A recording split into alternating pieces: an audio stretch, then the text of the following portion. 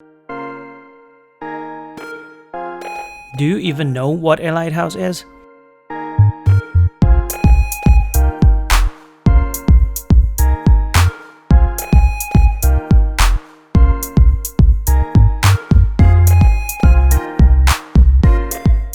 Don't be surprised, baby boomers. You're probably too old for this question and you already know the answer.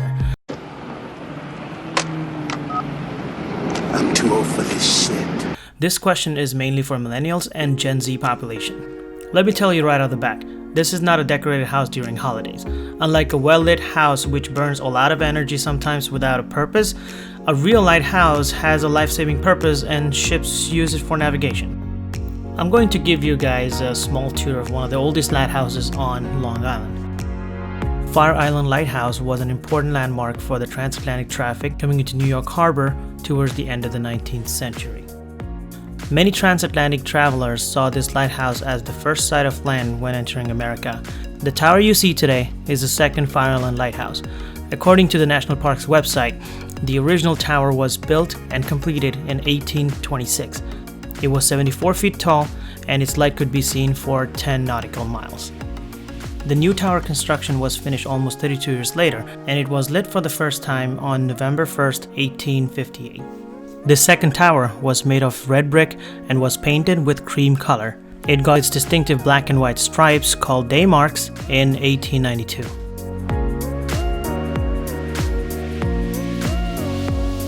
Long Island boasts more than 20 lighthouses.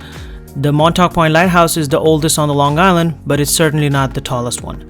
Fire Island Lighthouse is the tallest lighthouse on Long Island to this date and stands at the height of 186 feet. Originally, this tower was fitted with a first-order Fresnel lens. It emitted a white flash at 1-minute intervals. A funk lamp with 5 concentric wicks was used for illumination. The lighthouse went electric in 1938, nearly 100 years after the original lighthouse was built.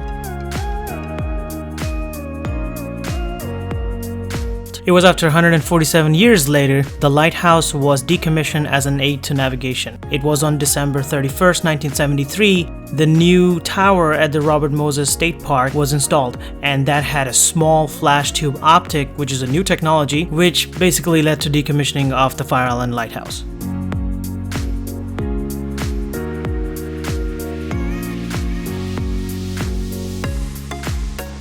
This new technology allowed the light to reach farther distances, but the only problem was it was facing towards Atlantic, and it was of no use for the boats on the Great South Bay. With the public support, the Fire Island Lighthouse Preservation Society was formed in 1982, successfully raising over $1.3 million for restoration and preservation of the lighthouse.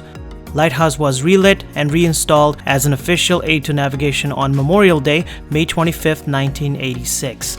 Today, the lighthouse is lit by 2,000-watt bulbs, which rotate counterclockwise, giving the appearance of a flash every 7.5 seconds, and the light is visible for over 24 nautical miles. For the visitors, the tower allows access to the top. On a very clear day, you can see the New York City skyline from the top of this tower.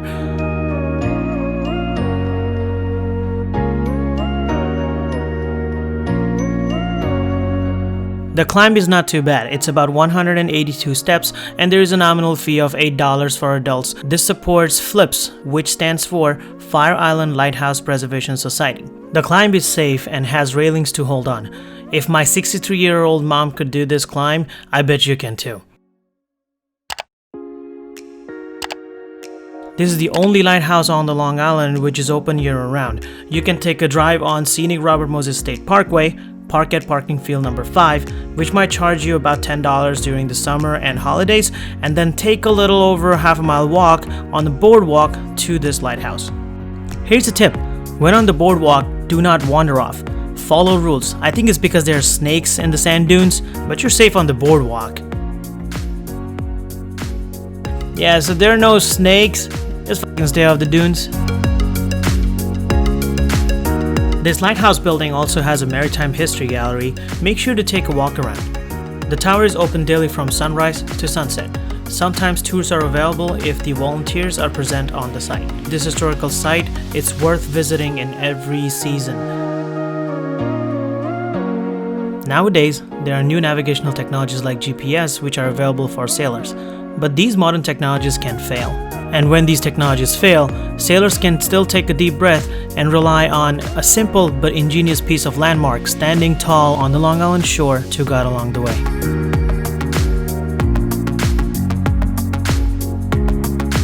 Stay till the end of the video if you want to see some cool drone shots of the area. I want to thank you for sticking with me on this video. Please click on the like button, it's right here. If you have any questions or suggestions, please leave a comment below. I will make sure to address them in my future videos. As always, if you like what you saw and want to see more, please hit the subscribe button. I have also included NPS and Flips links in the description in case you would like to do your own research about the place. Until next time, peace!